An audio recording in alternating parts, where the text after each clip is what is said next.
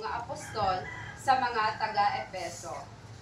Magsakop kamo sa isa kag isa tungod sa isa sa inyo paghatod kay Kristo. Mga asawa, nagpasakop kamo sa inyong mga bana.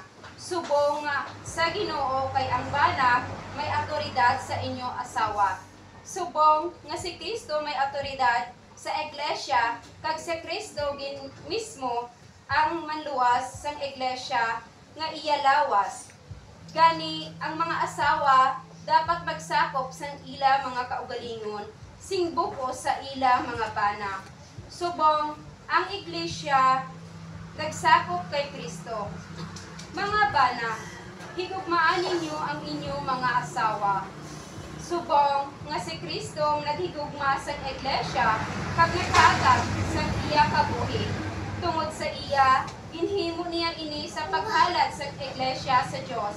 Paagi sa iya pulong sa matapos, patinluan ini paagi sa paghuga sa tubig.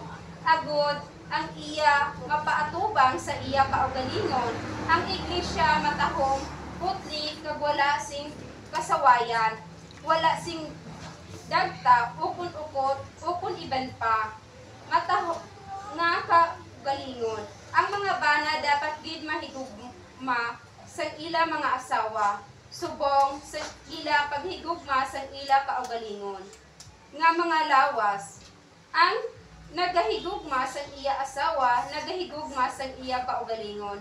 Wala sing tawo nga nagadumot sa iya kaugalingon nga luwas, kundi iya ini ginasagod sa ginaatipan subong sa ginahimo ni Kristo sa iglesia.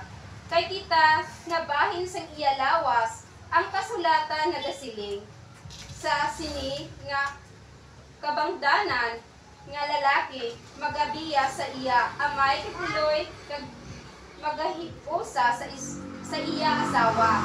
Kag sila nga duha mangin isa, may isa kadako nga kamatuoran nga nagapahayag sa sini nga kasulatan.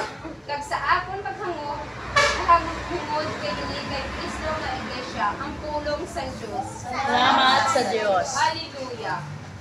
O Ginoo